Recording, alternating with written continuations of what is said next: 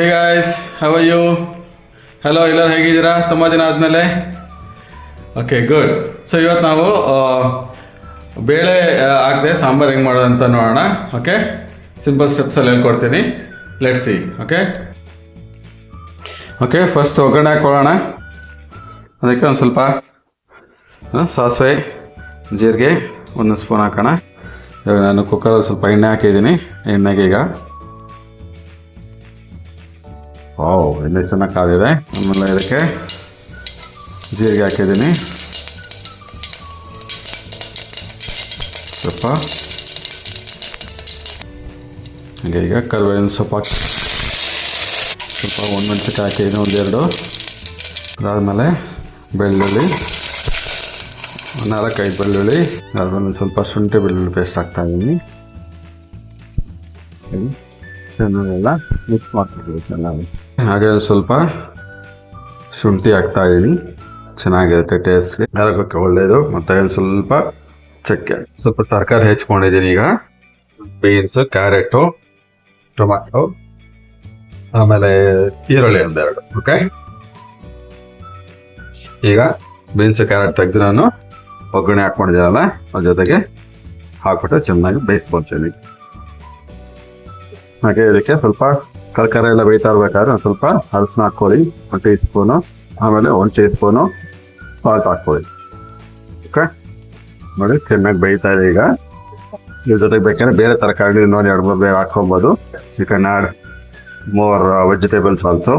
Okay, like brinjal, drumstick, or some other vegetables also you can add.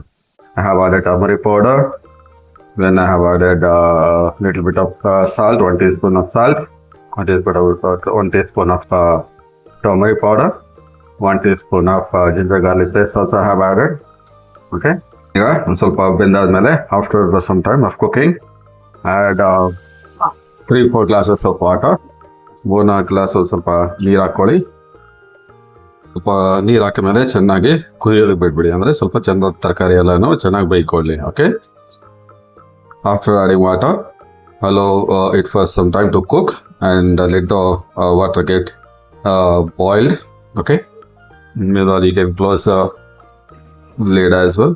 Okay, and I will leave it for 5 to 10 minutes for cooking, which means that let the water boil. Okay guys, it's boiling now. Now I'm adding onions. Okay, I'm not chopped it in small pieces. Okay, ಈರುಳ್ಳಿ add ಮಾಡಿದ್ದೀನಿ. ಇವಾಗ ಚಿಕ್ಕದಾಗಿ cut ಮಾಡಿಲ್ಲ, ಸ್ವಲ್ಪ ದೊಡ್ಡದಾಗೇನೆ. Okay, ಒಂದು ಸ್ವಲ್ಪ ಮತ್ತೆ ಬೇಯೋದಕ್ಕೆ ಬಿಟ್ಟಿದ್ದೀನಿ. ಬೇಯ್ತಾ ಇರ್ಬೇಕಾದ್ರೆ ನಾವೇನು ಮಾಡೋಣ, ಈಗ ಸ್ವಲ್ಪ ಹುಣಸೆ ಹಣ್ಣು ತಗೊಂಡು, ಹುಣಸೆ ಹಣ್ಣು ನೆನೆಸಿಗ್ ನಾವು ಆಲ್ರೆಡಿ ನೋಡಿ.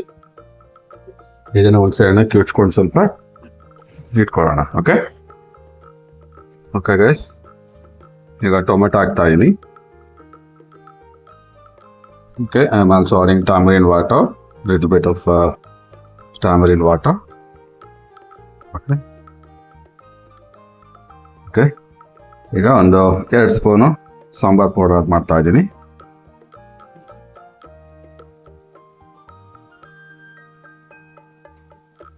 ಸಾಂಬಾರ್ ಪೌಡರ್ ಆ್ಯಡ್ ಮಾಡಿದ್ಮೇಲೆ ಚೆನ್ನಾಗಿ ಕಲಿಸ್ಬಿಡಿ. Okay, stir it well after adding the sambar powder. Okay, I am adding 1 more spoon of salt. Okay, salt ಹಾಕಿದ್ಮೇಲೆ ಚೆನ್ನಾಗಿ ಮತ್ತೆ ಕಲಸಿ. ಘಮ ಸ್ಮೆಲ್ ಬರ್ತಾ ಇದೆ ಸಾಂಬಾರ್ ಪೌಡರ್ದು. ವಾವ್, ಸೂಪರ್ ಬರ್ತಾ ಇದೆ ಸ್ಮೆಲ್ ಮಾತ್ರ sambar. Wow, nice, very good Ravikumar. Okay, ಈಗ ಸ್ವಲ್ಪ ಹಿಂಗೆ ಆ್ಯಡ್ ಮಾಡ್ತಾ ಇದ್ದೀನಿ. ಹಾಕಿದಷ್ಟು ಚೆನ್ನಾಗಿ ಹಾಕಿದ್ರೆ ಒಳ್ಳೆಯದು, ಜೀರ್ಣಕ್ಕೆ ಒಳ್ಳೆಯದು ಹಿಂಗು. It's very nice. Add hing, it is good for digestion. And then stir well.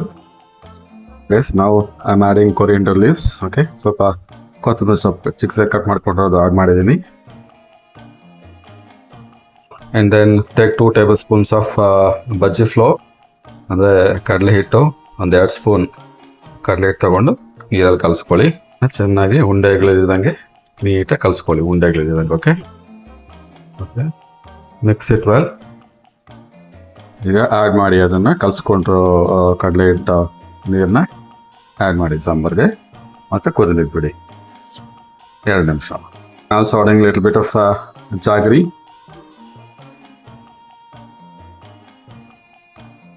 ಸ್ವಲ್ಪ ಬೆಲ್ಲ ಹಾಕಿದ್ದೀನಿ ಟೇಸ್ಟ್ಗೆ.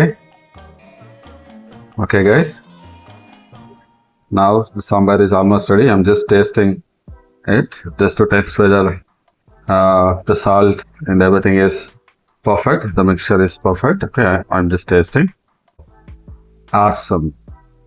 Awesome taste.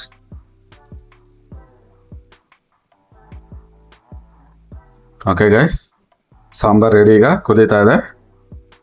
Sambar is ready, it's boiling now. Okay, this is the sambar without adding dal. Okay, ಬೇಳೆ ಹಾಕ್ತಿದ್ದಂಗೆ ಸಾಂಬಾರು ರೆಡಿ ಆಗಿದೆ. ಇದಕ್ಕೆ ಈಗ ಬಿಸಿ ಬಿಸಿ ಅನ್ನಕ್ಕೆ ಸ್ವಲ್ಪ ಸಾಂಬಾರು ಜಾಸ್ತಿ ಹಾಕ್ಕೊಂಡು ಅನ್ನ ಸ್ವಲ್ಪ ಚೆನ್ನಾಗಿ ನೆನೆಸ್ಕೊಂಡು ತುಪ್ಪ ಹಾಕ್ಕೊಂಡು ತಿಂದರೆ ಸೂಪರ್ ಆಗಿರುತ್ತೆ. Okay, thank you guys. ನೋಡ್ಕೊಂಡಿದ್ದೀರಲ್ಲ, ನಿಮಗೆ ಎಮರ್ಜೆನ್ಸಿಯಾಗಿ ಯಾವಾಗಾದ್ರೂ ಮನೇಲಿ ಬೇಳೆ ಆಗೋಗಿದ್ರೆ ಇಮಿಡಿಯೇಟಾಗಿ ಸಾಂಬಾರು ಮಾಡಬೇಕಂದ್ರೆ this is the recipe. Thank you guys, see you again.